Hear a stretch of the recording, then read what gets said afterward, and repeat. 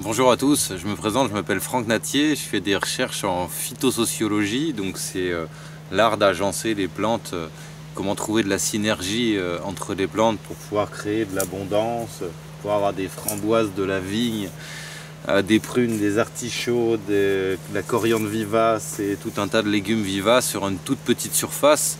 Donc mes recherches c'est autour de l'harmonie entre les végétaux et je m'intéresse à un autre domaine parallèle, c'est la synergie dans les rapports humains. Donc c'est l'art de trouver l'équilibre entre les différents besoins fondamentaux et comment faire des équipes résilientes. Donc autant il y a des associations botaniques pour un petit peu tous les biotopes, autant tous les êtres humains ne peuvent pas collaborer avec tous les autres. Et donc c'est comment trouver des agencements humains qui correspondent à nos besoins fondamentaux et à nos valeurs. Donc j'aime bien faire le parallèle en fait entre les deux domaines. Et là je vous propose une vidéo sur la place des maladies et l'équilibre dans les écosystèmes pour pouvoir mieux comprendre en fait notre propre santé et ce qui est en train de se passer avec le Covid-19. Donc je vais faire des parallèles en fait entre la santé humaine et la santé des plantes. A tout de suite.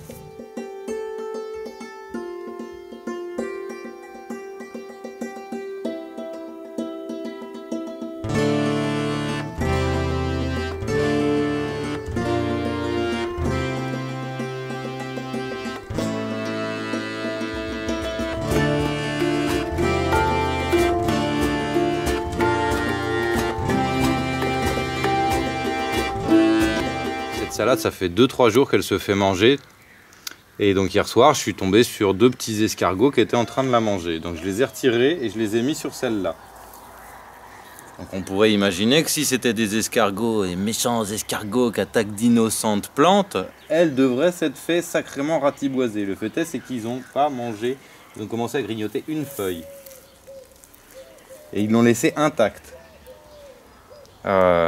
Alors que celle-là, alors je pense pas qu'il soit revenu pendant la nuit, mais la veille, j'avais vu que celle-là, il y avait un petit escargot dessus. Et là, on voit, celle-là, elle a des trous dans plusieurs feuilles et un beau trou dans cette feuille-là. Là. Comment ça se fait que elle, il s'acharne pas sur elle et elle, il la mange jusqu'au trognon? Eh ben, on va comprendre en regardant celle-là. Celle-là, elle était en pleine forme avant-hier, comme l'autre rougette là. Et là, vous voyez, aujourd'hui, elle est toute ramollie. Elle est toute raplapla. Donc, qu'est-ce qui lui est arrivé? Pourquoi elle est raplapla? Souvent, ça va être une larve de hanneton. J'ai remarqué que c'était souvent les larves de hanneton, des espèces de gros vers blancs, en fait, qui viennent manger la racine par en dessous. Et vous allez avoir votre salade qui, d'un seul coup, paf, forcément, se faisant manger les racines. C'est un petit peu comme si on vous mangeait l'intestin. En fin de journée, vous n'avez pas l'air frais, quoi. Et donc naturellement, imaginons, je suis un être humain sauvage, dans la nature sauvage, donc je suis comme un Maasai dans le Serengeti. J'ai bu de l'eau et je viens d'avaler des vers d'une mouche super violente qui va me digérer le système digestif, qui va me manger le système digestif. Le lendemain, en fin de journée, j'ai beau être résistant au soleil, je suis un Maasai, je suis sacrément raplapla. Et naturellement, les lions et les hyènes commencent à me regarder et voient « Ah, il n'a pas l'air aussi frais que d'habitude, lui. Sa lance est peut-être moins dangereuse, il ne va pas se défendre. » Une salade, ses défenses immunitaires, c'est du latex. Là, si je coupe la feuille, si je lui fais un accro, toc. Ici, en fait, on va voir du latex qui va sortir. Ces petites perles blanches. Et vous pouvez goûter comme ça. C'est amer. Et plus la salade se fait agresser, plus avec son système racinaire, elle va se mettre à fabriquer du latex, qui fait que ça va devenir de plus en plus amer. Donc d'où le fait qu'elle monte sur celle-là, elle fait un trou dedans, tant que la salade ne réagit pas, elle la mange. Et au fur et à mesure que la salade réagit, donc commence à faire des latex pour cicatriser de plus en plus amer, elle commence à trouver ça dégueulasse, et hop, elle change de proie. Un petit peu comme un lion qui va courir, un lion ou des hyènes qui vont courir derrière un buffle. Elle croyait qu'il était fatigué, mais en cours de route s'aperçoit, ah non, non, non, il est en pleine forme le bestiau. Et donc qu'est-ce qu'il fait? Il s'arrête, il économise son énergie et il va arrêter de s'acharner sur cette bestiole. Vos salades, c'est exactement pareil. Il n'y a aucune raison qu'elle arrête de s'acharner sur cette salade-là. Elle n'a plus de défense immunitaire, elle est à l'agonie. elle aussi. Et alors, si vous pensez que les limaces et que les escargots, c'est des saloperies. Bon, déjà, les escargots, on les mange. C'est très bon pour la santé. Pas toujours au goût, ça dépend comment on les prépare. Mais les limaces, c'est un peu, en cas de survie, on peut les manger. Mais bon, c'est quand même... Par contre, les poules, on peut les nourrir avec. Mais je vais vous montrer une découverte que j'ai faite et que vous verrez dans aucun bouquin, que vous verrez nulle part d'autre, parce que ça fait des années que j'épluche un peu tous les bouquins de jardinage et jamais j'ai vu quelqu'un qui avait observé ça. C'est que les limaces, c'est pas que des méchants prédateurs de vos gentilles plantes, c'est des protectrices des plantes. On va voir ça. Alors, info inédite, les limaces mangent les pucerons. Ici, une branche de moutarde de Chine qui est couverte de pucerons. Là, je ne sais pas si vous voyez juste en dessous la limace. C'est tout blanc de pucerons, enfin tout gris, de pucerons cendrés. Ici, on en voit là, bien là. Et en fait, c'est couvert de limaces un peu partout. De limaçons, là, les loches, qui sont en train de nettoyer toutes les plantes des pucerons. Et donc ça explique comment les pucerons peuvent disparaître en une nuit. Quand elles ont trouvé leurs ressources, elles y vont 1 ou 2 soirs de suite et c'est fini pour eux. Quand on voit le nombre là, il y en a 1, 2, 3, 4, 5, 6, 7, 8 et j'en ai retiré au moins 5 ou 6 tout à l'heure. En pensant bien faire, en pensant qu'elles étaient en train de manger la moutarde de Chine. Et c'est au fur et à mesure que je me suis aperçu, mais elle ne mange pas la moutarde, elle mange les pucerons. Donc voilà une info inédite. Moi jusque là je pensais qu'avec les forficules qui mangeaient les pucerons, c'est les coccinelles le jour, mais les fourmis les protègent. Et donc du coup jusque là je pensais qu'avec les forficules qui mangeaient les perce-oreilles, qui mangeaient les pucerons la nuit. Et non, ils sont pas tout seuls, les limaces viennent les aider. Et donc si on en vient à essayer de comprendre dans les écosystèmes, il y a d'un côté le bon sens, le sens de la vie, qui va miser en fait sur la génétique, et puis il y a aussi une partie de hasard qui fait que les plantes fortes vont développer plus de défense immunitaire, vont développer des graines, vont se ressemer et les enfants seront résistants. Sauf quand ils poussent, on va dire, dans un mauvais contexte. Et il y aurait de considérer que la nature est injuste, que ces deux plantes sont innocentes, que c'est des gentilles plantes frêles, fragiles, qu'il faut absolument pchiter à coups de produits chimiques, de pesticides, qui naturellement vont avoir une chaîne de conséquences. C'est qu'imaginons, je mets de l'anti-limace, du ferramol. Pourtant, c'est un produit bio, le ferramol. Le fait est, c'est que, comme son nom l'indique, ferramol, c'est de l'oxyde de fer qui est à l'intérieur de... Donc, c'est un espèce d'appât, un peu comme pour les trucs pour tuer les souris, en fait, comme du blé empoisonné. Ça va avoir une odeur qui attire les escargots et les limaces. Et vu que c'est plein d'oxyde de fer, en fait, la limace va se mettre à baver sans fin, comme si vous aviez mangé 2 ou 3 kilos de sel d'un coup, quoi. Mais le fait est, c'est qu'à force de mettre du ferramol tous les ans dans mon sol, eh ben, j'augmente nettement les oxydes de fer dans le sol. Donc naturellement, les nutriments pour les plantes, qui vont aller chercher avec leurs petits intestins mobiles les racines, elles vont les bouffer, ces oxydes de fer. Et naturellement, on va avoir des déséquilibres qui peut-être qu'elles vont avoir une chlorose, elles vont avoir une maladie X ou Y, un petit peu comme nous quand on mange trop d'un élément et pas assez d'un autre. Et donc, chaque intervention qu'on va faire qui sera pas en collaboration avec la nature, mais en lutte contre. Donc là, je suis à lutter contre les limaces et les escargots pour protéger mes petites salades.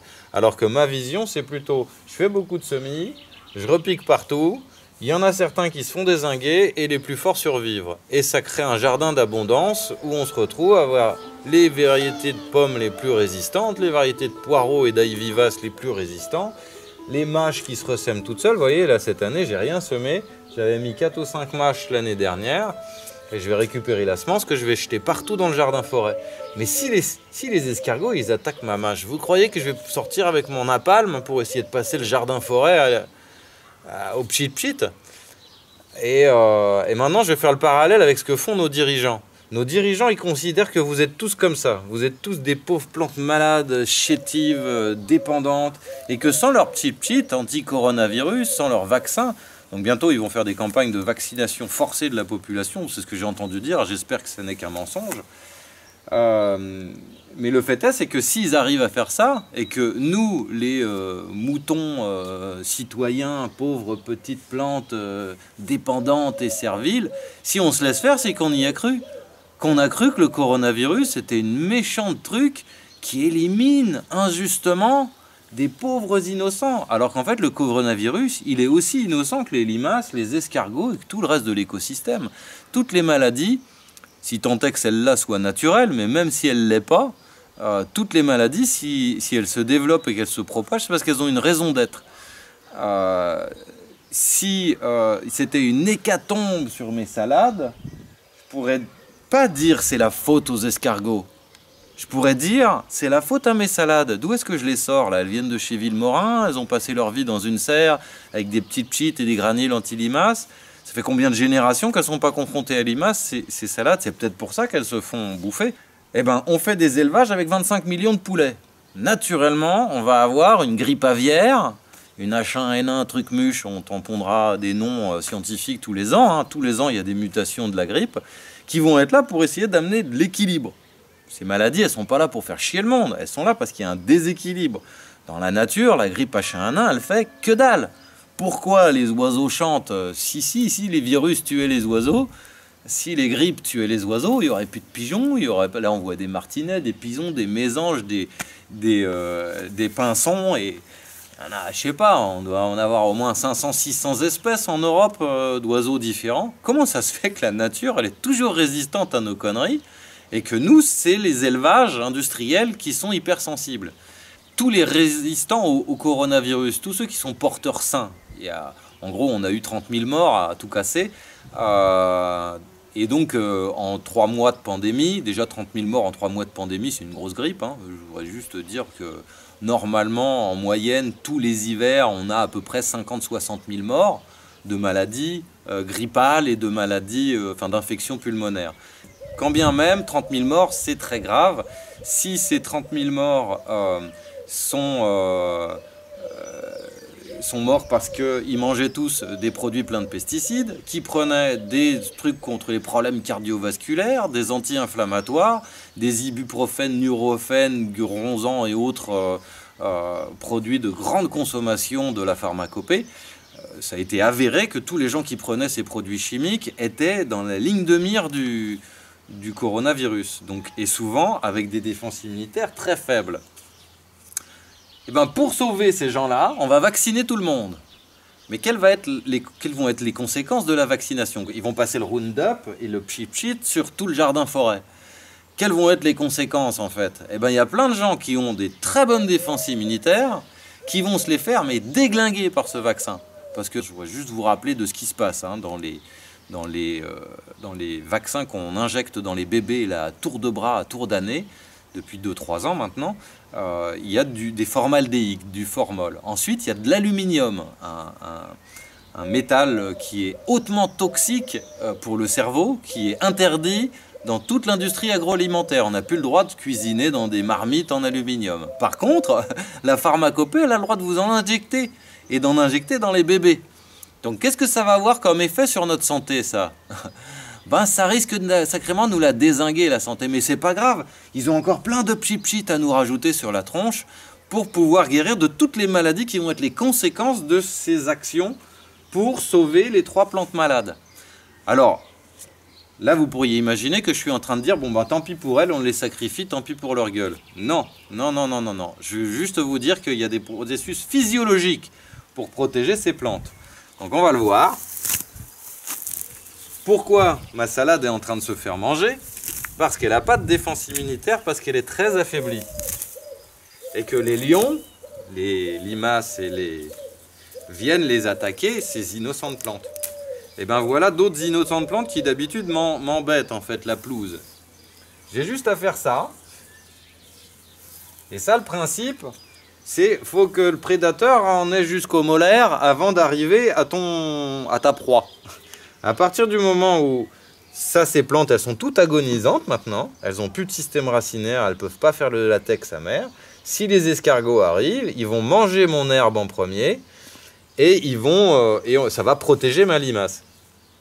Je pourrais aussi faire en sorte de sortir ma salade de terre, de la remettre dans un petit pot, de la mettre à l'abri des limaces en attendant qu'elle se refasse un système racinaire costaud. Et je viendrai de nouveau la repiquer dans 15 jours, 3 semaines quand elle aura repris la forme. Donc ça, ce serait le fait de mettre nos grands-parents ou les personnes qui ont les défenses immunitaires à zéro et qui sont très faibles, d'essayer de les éloigner des grandes villes, essayer de les protéger, de leur mettre un masque, mais surtout de leur faire des processus physiologiques. Parce que si cette salade, je lui rebooste ses défenses immunitaires, que je l'aide à refaire un système racinaire costaud, ça veut dire que quoi? Que je l'ai mis dans un bon pot, au bon endroit, avec les bons nutriments. Et donc ça voudrait peut-être dire que tous ces gens-là qui sont fragiles et qui sont potentiellement des victimes du coronavirus, ce serait peut-être bien qu'ils arrêtent de manger des produits industriels, des conservateurs, des pesticides, des métaux lourds, de regarder des trucs anxiogènes du matin au soir à la télé qui leur mettent le cœur en vrac, parce que ça, on sait que quand on stresse et qu'on est malheureux, ça nous fait des nœuds dans l'intestin, enfin ça nous crispe le ventre et qu'on peut complètement bouleverser notre flore intestinale. Tous les étudiants le savent parce qu'en période d'examen, ils voient bien que souvent ils n'ont pas faim, ou alors quand on vient de vous quitter, que vous avez un deuil, vous observez que ça vous chamboule et que des fois on peut même se retrouver avec des diarrhées. Et ça, c'est juste le psychisme en fait. Il faut savoir que notre intestin, c'est là où il y a 90% de nos défenses immunitaires. C'est juste derrière la paroi des intestins que se fabriquent les défenses immunitaires. Donc en gros, quand vous avez un problème à l'intestin, vous avez un gros problème. Et de ce que disait Hippocrate, rappelons que tous les médecins de France ont tous signé le serment d'Hippocrate qui dit « Prends soin de ton alimentation, enfin ton alimentation sera ta première médecine ».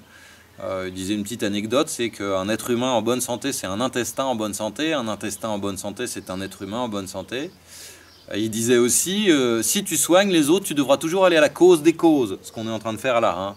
Et tu ne devras pas nuire, tu devras pas soigner sans nuire. Donc en gros, si tu mets des pchit qui protègent la plante mais qui sont toxiques pour le sol, tu es à côté de la plaque. Et là, on s'aperçoit en fait que l'ensemble de la pharmacopée nie intégralement tous ces processus de physiologie qui nous sont profondément chers en agriculture biologique, en naturopathie, en médecine physiologique, où on va utiliser la physiologie plutôt que la chimie pour soigner les gens. Et qu'à l'heure actuelle, on est dans ce changement de paradigme où on pourrait revenir vers une écologie qui permettrait de nourrir tout le monde et d'accepter à la fois les limaces, les virus, les campagnols, la tavelure, le monilia, et avoir des pommes, des prunes, des poires, des salades, des coings et le sourire.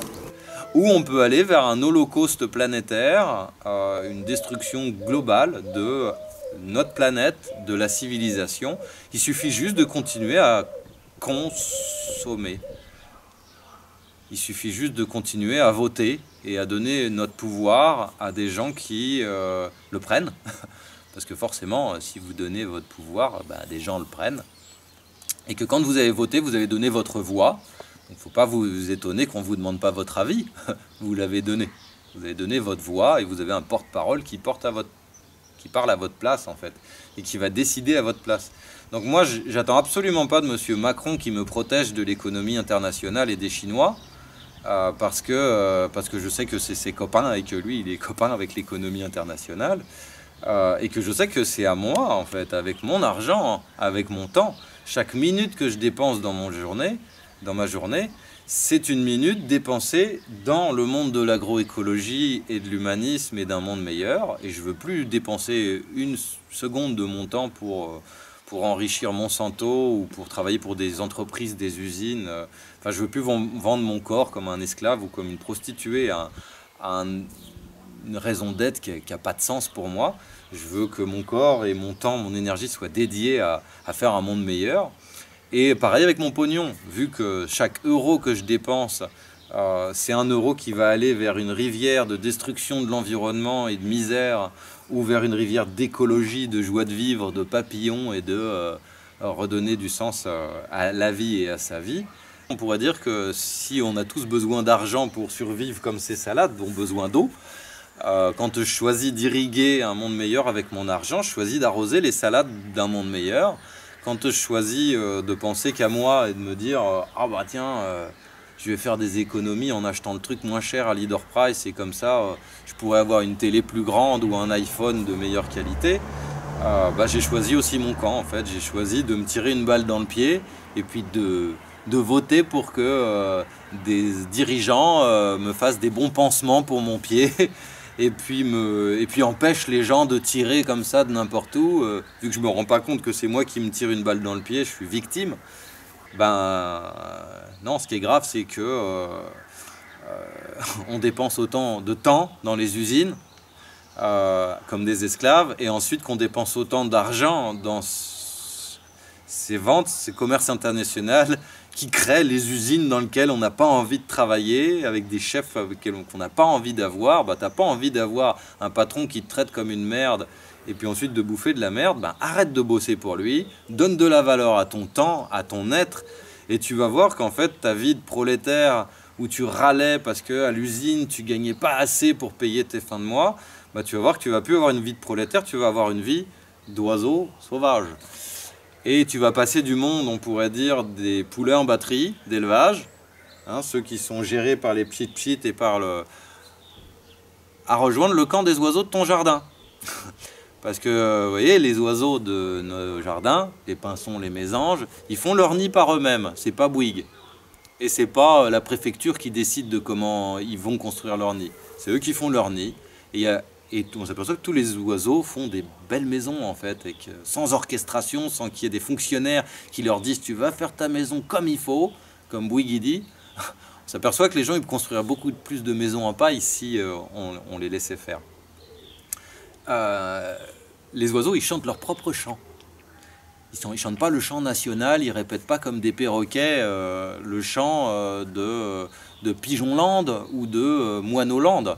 Non, simplement, ils ont leur ADN de pigeon et de moineau qui fait qu'un pigeon, ça groucoule, et puis qu'un moineau, ça, je sais plus ce que c'est le cri du moineau, mais ça fait cuit-cuit. Ensuite, les oiseaux, ils vont chercher à manger par eux-mêmes. Vous voyez, un merle, en fait, quand il vient manger des mûres, ensuite, quand il chie, il fait un roncier. Il fait un peu comme un permaculteur, quoi. Il crée un biotope paradisiaque où, à la fin, il n'a plus qu'à... Nous, on le fait juste plus consciemment. Et il faut faire attention, les noix de coco et les pêches à semer à la volée comme le feraient les oiseaux, ça nous ferait très mal, donc mieux vaut les semer à la main. Mais le fait est, c'est qu'en fait, on a toute l'opulence de pouvoir créer notre nourriture en tendant la main et en se retrouvant à avoir finalement juste à entretenir un petit biotope comme un merle à refaire son nid tous les ans. Et que donc, en fait, ce coronavirus, il nous invite à venir roucouler comme ce pigeon et à arrêter de cacter comme des poulets en batterie. Et donc, pour conclure, si jamais on vous fait croire que sans vaccination, que sans pétrochimie, que sans la sacro-sainte pharmacopée, vous allez tous mourir, méfiez-vous, c'est qu'on vous raconte des salades.